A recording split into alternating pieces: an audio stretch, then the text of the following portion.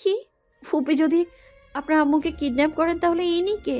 আমি আমানের আম্মুর দিকে উদ্দেশ্য করে প্রশ্নটা করতেই আমার হাসলেন আর হেসে উত্তর দিলেন, উনি আমার আম্মু নন। উনি তোমার ফুপির সাজানো একজন অভিনেত্রী, যে কিনা দিনের পর দিন আমার আম্মু হওয়ার অভিনয় করে এসেছে। তুমি কি দেখেছ একদিনও আমাকে ওনাকে আম্মু বলে সম্বোধন করতে? "ন না।" আবার আম্মু হলে তো সম্বোধন করব। উনি তো একজন ফেক। আর এতদিন আমি নিহার সাথে নাটক করেছি, তাও তোমার ফুপির কথায়। দিনের পর দিন উনি আমাকে ব্ল্যাকমেইল করে এসেছে আমার আম্মুকে নিয়ে। বাধ্য করেছে তোমার থেকে দূরে সরে থাকতে। এসব কি বলছেন আমান? এসব কি সত্যি ফুপি? তুমি সত্যি শুধুমাত্র সম্পত্তির লোভে এমনটা করেছো? দিনের পর দিন আমাকে আর আমাকে আলাদাই রেখেছো, তাও আবার আমানের আম্মুকে কিডন্যাপ করে ওনাকে ব্ল্যাকমেইল করে? আমি ফুপির দিকে এগিয়ে ফুপিকে কথাগুলো জিজ্ঞেস করলাম। আমান আমাকে নিজের দিকে ফিরিয়ে আমার গালে হাত রেখে বললেন, এটা সত্যি, আমি 3.5 বছর পর তোমায় দেখে খুশি হওয়ার সাথে অভিমানও করেছিলাম। কিন্তু তুমি যখন আমায় জড়িয়ে ধরে বললে তুমি আমায় ভালোবেসে ফেলেছ, 3.5 বছর ধরে আমার অপেক্ষা করেছ, তখনই আমার সব অভিমান গলে গেল। আমি তোমাকে দূরে সরে চলিয়ে গেছিলাম শুধু সিদ্ধান্ত নেওয়ার জন্য। তোমাকে জানাবো আমি তোমাকে ক্ষমা করে দিয়েছি। তার আগেই তোমার ফুপির প্রপোজাল আসে, আর আমি সঙ্গে সঙ্গে সেটা রিজেক্ট করে দিই। তাই তো তোমাকে দূরে সরিয়ে রাখতাম অফিসে। এদিকে তোমার ফুপি বুঝে গিয়েছিল তুমি শুধু বিয়ে করলে আমাকেই করবে, বিয়ে করার হলে। তাই নিহাকে দিয়ে এই জঘন্য কাণ্ড ঘটিয়েছিল। উনি খুব ভালোভাবেই জানতেন এই ঘটনার পর তোমার মন খারাপ হবে, আর আমি রাজি হয়ে যাব। তোমার ফুপি মোটামুটি আমার নামে খোঁজ নিয়ে জেনেছিল আমি খুব একটা খারাপ ছেলে না। আমার কারণে কোনো মেয়ের চরিত্রে দাগ লাগতে পারে তা আমি কিছুতেই মানব না। তাই এই ঘটনা ঘটিয়েছিল। আর এরপরে আরও খোঁজ নেওয়ার পর জানতে পারে আমি তোমাকে আগে থেকে ভালোবাসতাম। সে সময় আমাদের বিয়ে হয়ে গেছে। তাই আমি যদি তোমার কাছে চলে আসি, তোমাকে ডিভোর্স না দেই, তাহলে ওনার সম্পত্তি হাসিল হবে না। তাই উনি আমার আম্মুকে কিডন্যাপ করেন আর এনাকে আমার আম্মু সাজিয়ে রাখেন। What a plan! আমি সবটা শুনে আমাদের বুকে মাথা রেখে কেঁদে ফেলি আর আমান বলেন, তুমি একা কষ্ট করে নিয়ে 6 মাস, আমিও তিলে তিলে শেষ হয়ে গেছি তোমাকে কষ্ট দিয়ে। তুমি তো সুমিকে মনের কথা বলতে, বাট আমার আমার তো শেয়ার করার মতো কেউ ছিল না। কিন্তু আর না, এবার না তোমাকে কষ্ট পেতে দেবো, আর না আমি কষ্ট পাবো। ফুপি আমানের দিকে তাকিয়ে শয়তানি হাসি হেসে বললেন, তাই নাকি আমান? তাহলে তুমি যখন মা আর স্ত্রীর লড়াইয়ে স্ত্রীকে বেছে নিলে, তখন তোমার মাকে শেষ করে দিই কি বলো? শেষ করে দাও আমানের মাকে। ওনাকে বাঁচিয়ে রাখার আর কোনো দরকার নেই।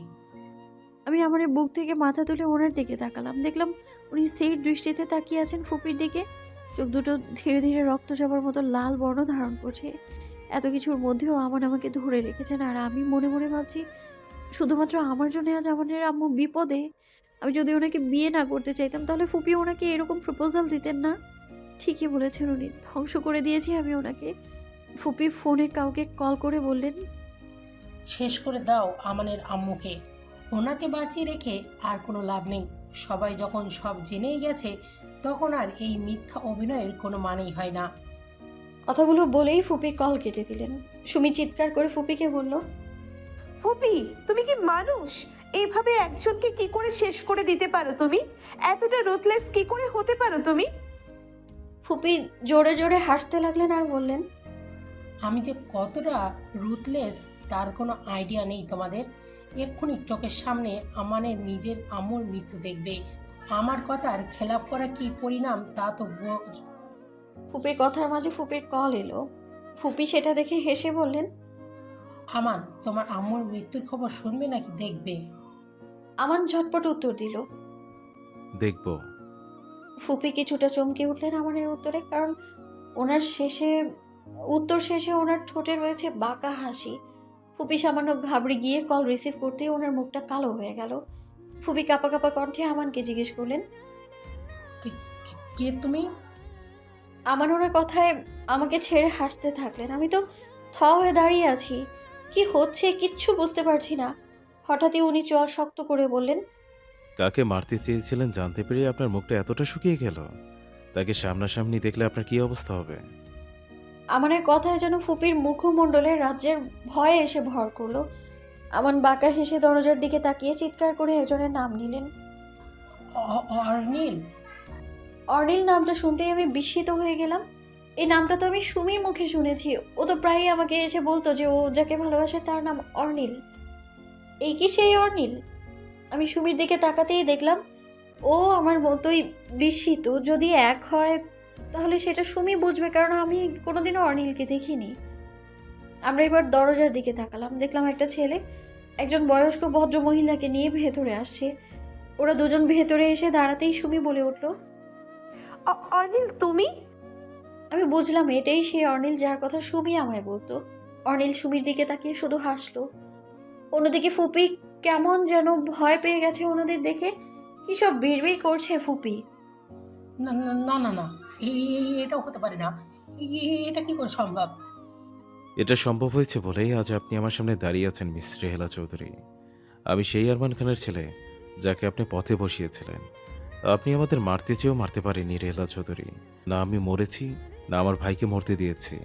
আমার আম্মুকে সেভ করেছি আপনার মতো নিম্নমানের মনের মানুষের থেকে, যার কিনা স্বার্থের জন্য মানুষ মারতেও হাত কাঁপে না। আমি আমানের কথা বুঝলাম ফুপি এর আগেও মানুষ খুন করেছে। আমি নিজেকে শক্ত করে আমানকে জিজ্ঞেস করলাম, "আ- আর কাকে কাকে খুন করেছে ফুপি?" আমান আমার দিকে একবার তাকালেন, তারপর সুমির দিকে তাকালেন। আমি বুঝলাম না ওনার এইভাবে তাকানোর মানে কি।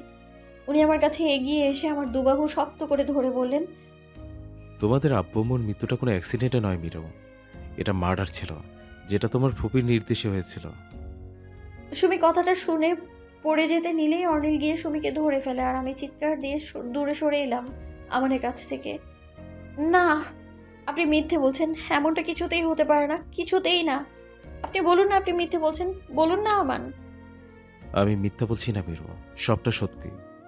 আমানের উত্তর আমার পুরো ভেতর থেকে নাড়িয়ে দিল।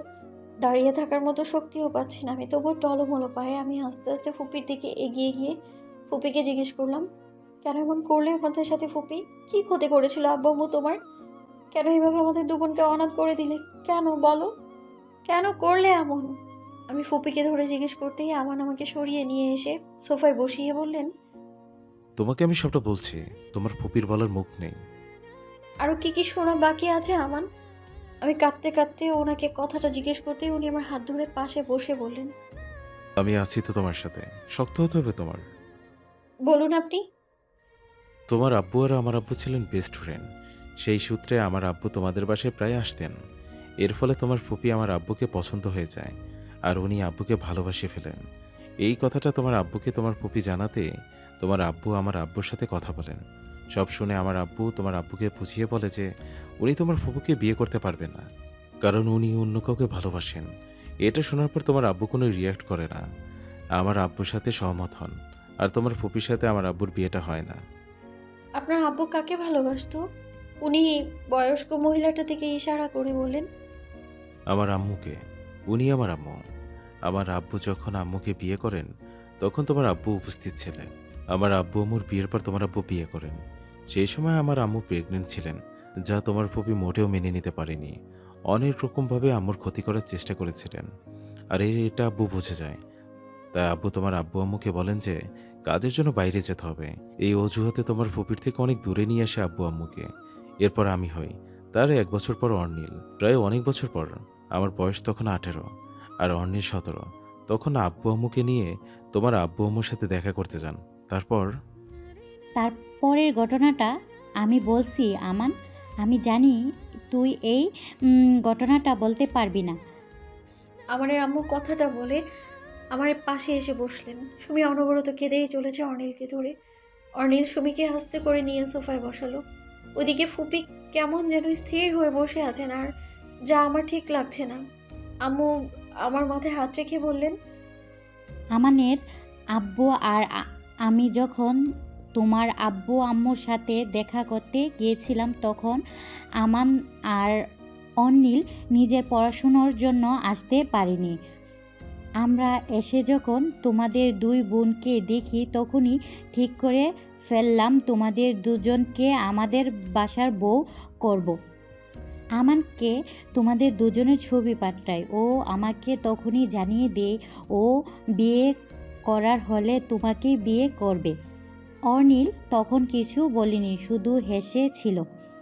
ওদেরকে আমি বলি, আমান জানো, এখানে চলে আসে উচ্চ মাধ্যমিকটা দিয়ে সব ঠিক থাকায় তোমার আব্বু আম্মু আর কাছে আমরা এই প্রস্তাবটা রাখি, যা তোমাদের আব্বু আম্মু খুশি খুশি মনে নেন। কিন্তু তোমাদের ফুপি তা মেনে নেননি। তারপর শুরু হয় তোমার ফুপির আসল খেলা। তোমার আব্বু আম্মু একদিন তোমার ফুপির সাথে কথা বলতে তার ঘরে যাচ্ছিল।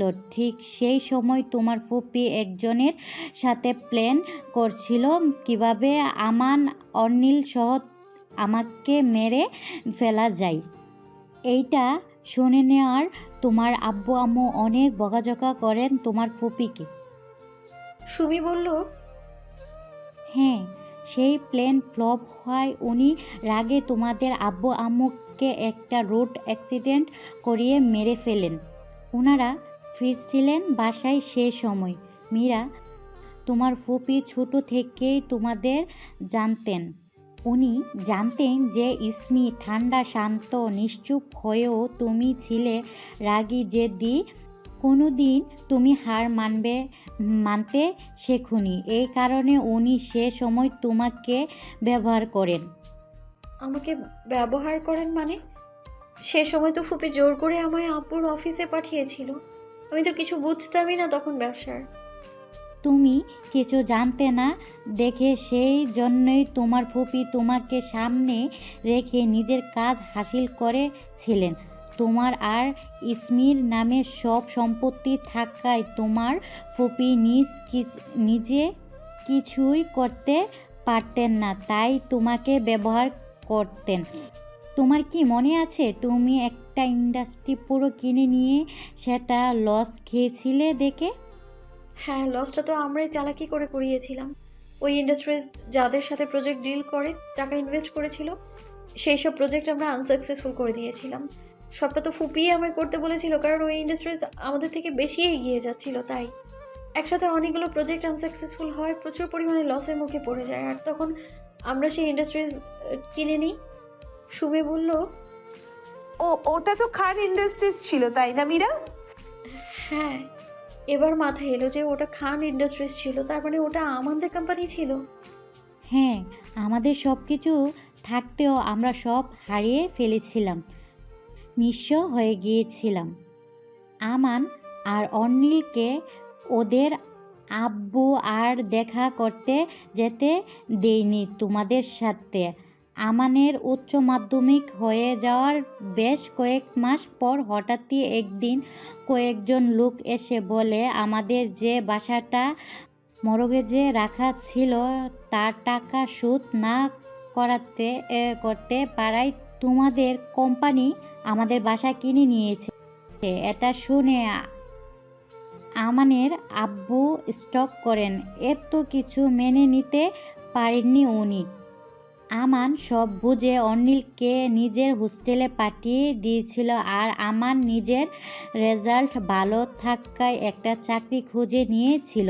চাকরি করার সাথে সাথে স্কলারশিপ পাওয়ায় ভার্সিটিতে ভর্তি হয়েছিল। আমি সবটা শোনার পর আমার দিকে তাকাতেই দেখলাম ওনার চোখে পানি। আমি ওনাকে জিজ্ঞেস করলাম, আপনি জানতেন আমি সেই মেয়ে যে কিনা আপনাদের ক্ষতি করেছি, আপনার আব্বুর জীবন নিয়ে নিয়েছি? আমার শুধু হ্যাঁ বোধক মাথা নাড়লো। আমি আবার জিজ্ঞেস করলাম, তার মানে আপনি জেনে বুঝে বারবার আমার কাছে ভালোবাসার দাবি নিয়ে আসতেন? আমার এবারও হ্যাঁ বোধক মাথা নাড়লো। সুমি ফুপিকে জিজ্ঞেস করলো, শুধুমাত্র নিজের প্রতিশোধের জন্য তুমি এতগুলো প্রাণ নিয়ে নিলে? নিজের সাথে সাথে মীরাকে আর আমাকে দিয়েও পাপ করিয়েছিলে। মীরাকে দিয়ে খান ইন্ডাস্ট্রিজ ধ্বংস করিয়েছিলে, আর আমাকে দিয়ে ওদের শেষ সম্বল, ওদের আশ্রয়টা কেড়ে নিয়েছিলে। এইভাবে প্রতিশোধ নিলে তুমি জিজুর আব্বুর থেকে তোমাকে বিয়ে না করাই, তোমাকে অস্বীকার করাই? ছি ছি, তুমি কি মানুষ নাকি অন্য কিছু? এসব করেও তোমার শান্তি হয়নি, যার জন্যে তুমি মীরার জীবনটাকেও নিয়েও খেলতে শুরু করে দিয়েছিলে? আমান সুমিকে বললেন, শুধু মীরা নয় ইসমি, তোমাদের ফুপির নেক্সট টার্গেট তুমি ছিলে। পুরো সম্পত্তি আদায় করতে তোমার আর তোমার হাজবেন্ডের সই দরকার। মীরার সাথে যেটা করেছে তোমার সাথেও সেটা করতেন উনি। হ্যাঁ হ্যাঁ করতাম, তোর সাথেও সেটাই করতাম। আমি ইসমি, তুই আর মীরাই ছিলি আমার পথের কাঁটা। যদি এই আমান আর অনিলকে সেই সময় পেতাম না, তাহলে ওদেরকেও ওদের আব্বুর সাথে কবর দিয়ে দিতাম। পুরো পরিবারকে কবর দিয়ে দিতাম আমি। শুধুমাত্র তোদের আব্বুর জন্যই আমি আমার ভালোবাসার মানুষকে পাইনি। আর যাকে ভালোবাসলাম সে আমাকে রিজেক্ট করেছিল এই মহিলার জন্য। এত বড় সাহস রাহেলাকে রিজেক্ট করে! কি পরিণাম হলো তার? মৃত্যু। তোরাও মরবি, সবাই মরবি। ফুপির এই কথা শুনে আমানের আম্মু উঠে সজোরে থাপ্পড় বসিয়ে দিলেন ফুপির গালে। সুমি অর্নিলকে বলল, আজ আমি বুঝতে পারছি কেন আপনি মেয়েদেরকে এতটা ঘৃণা করতেন। আমিও আপনার আব্বুর মৃত্যুর জন্য দায়ী। আমি আপনাদের শেষ সম্বলটুকু কেড়ে নিয়েছিলাম। পারলে আমাকে ক্ষমা করে দেবেন। আমি জানি এটা অসম্ভব আপনার পক্ষে, আপনার পরিবারের পক্ষে, কিন্তু ক্ষমা চাওয়া ছাড়া আমার আর কোনো উপায় নেই। এতদিন আপনাকে যেভাবে বিরক্ত করেছি তার জন্যেও ক্ষমা চাইছি।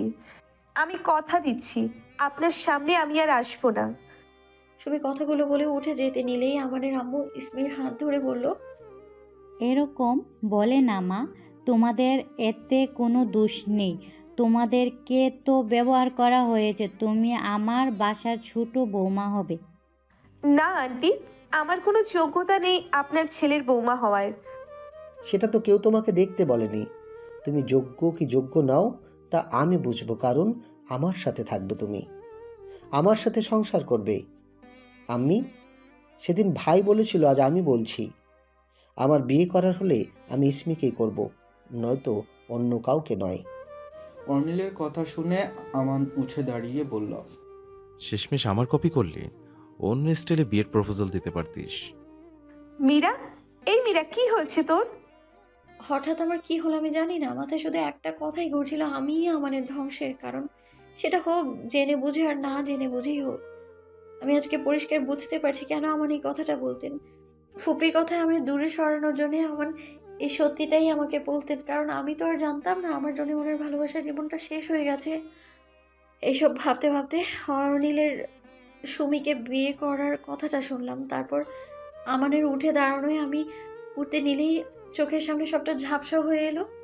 শেষে শুধু সুমির কথাটা কানে এলো আর আমানকে দেখতে পেলাম, তারপর সবটা ঝাপসা।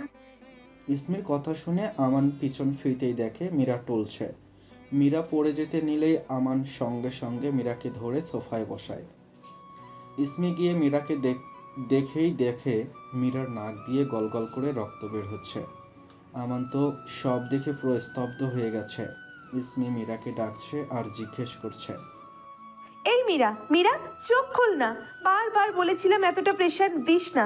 এই মীরা। আমানের আম্মু চোখে মুখে পানি ছিটালে ইসমি বলে, এসবে কোনো লাভ হবে না আন্টি, যা হবার হয়ে গেছে, আর হয়তো কিছু করার নেই। মীরার পালস রেট পাওয়া যাচ্ছে না।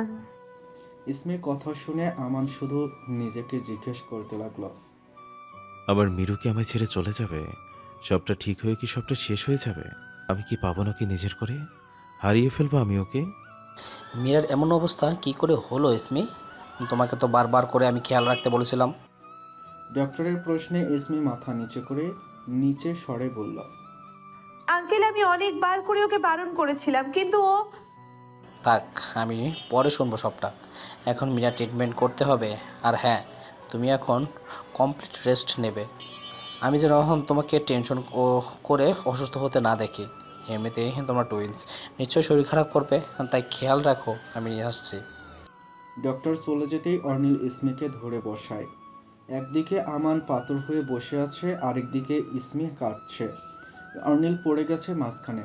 তবুও অর্নিল জিজ্ঞেস করলো, ইসমি, কি হয়েছিল ভাবির? ডক্টর কি বললেন এসব?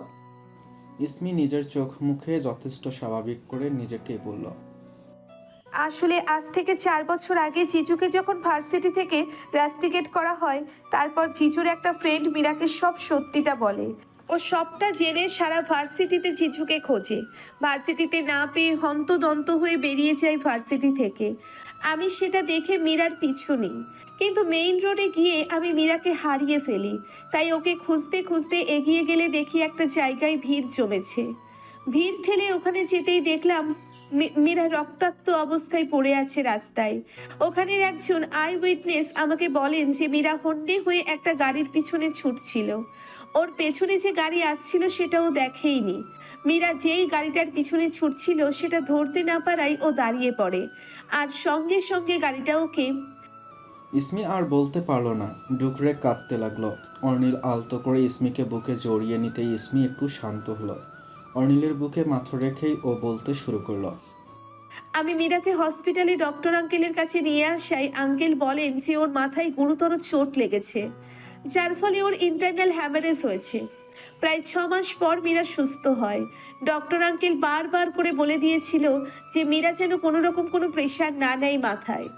বেশি প্রেশার নিলে ওর মাথায় রক্ত উঠে যেতে পারে, আর তার ফলে ব্রেইন স্ট্রোক করতে পারে।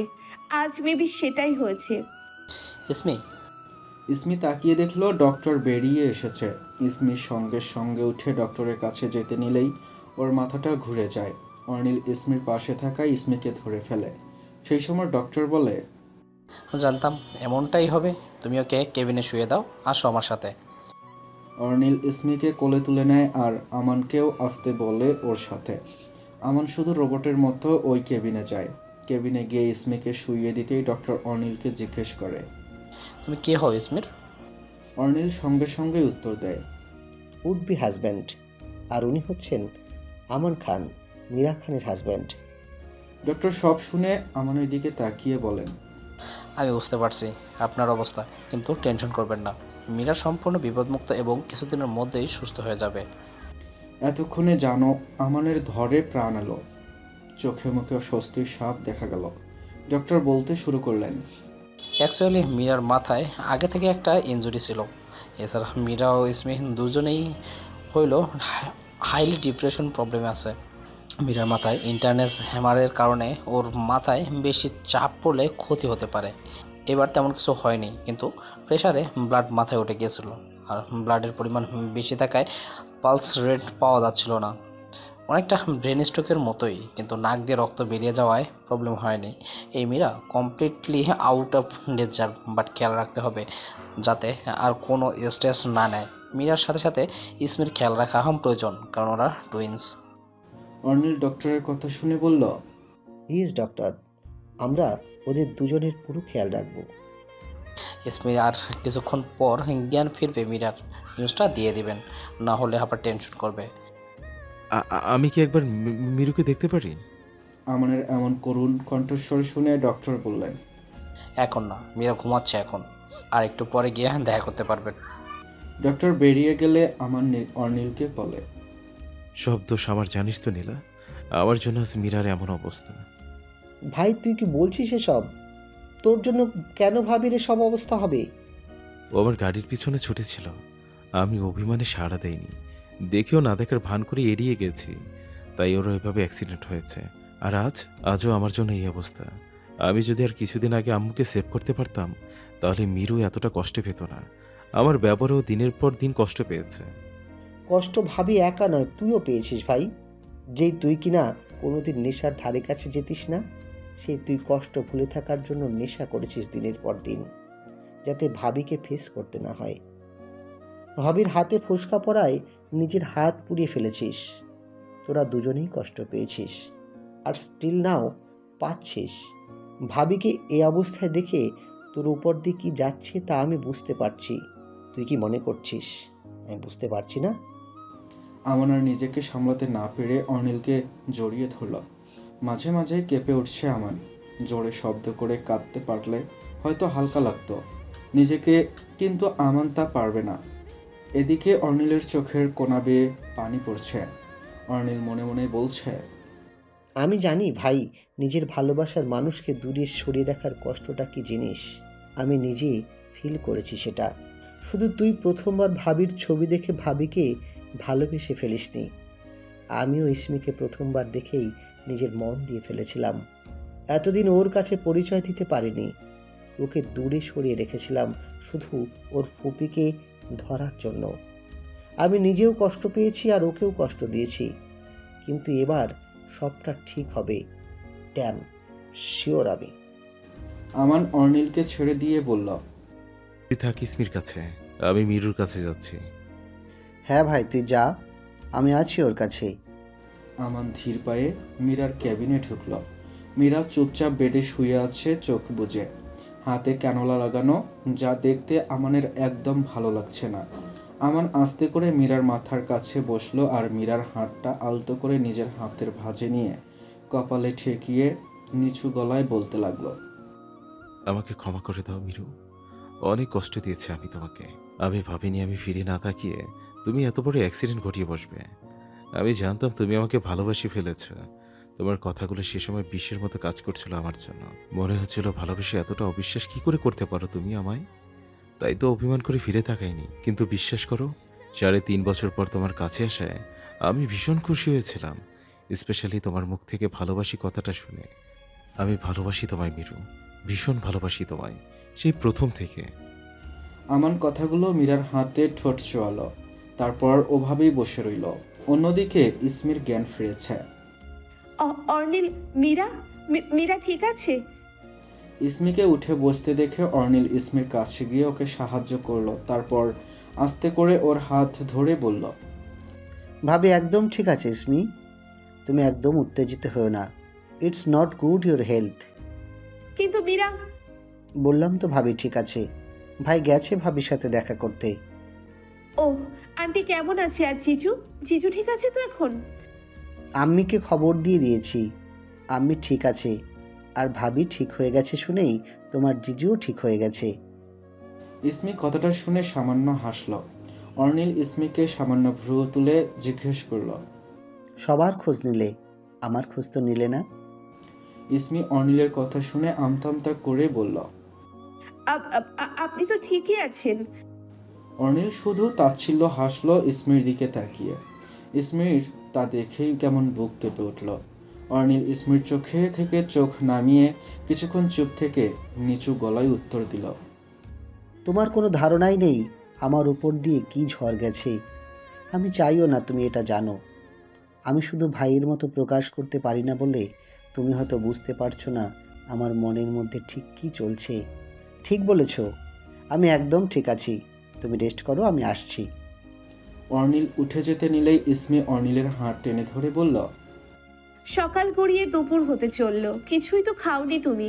আমি যখন ঠিক আছে তখন গিয়ে কিছু খেয়ে নাও আগে।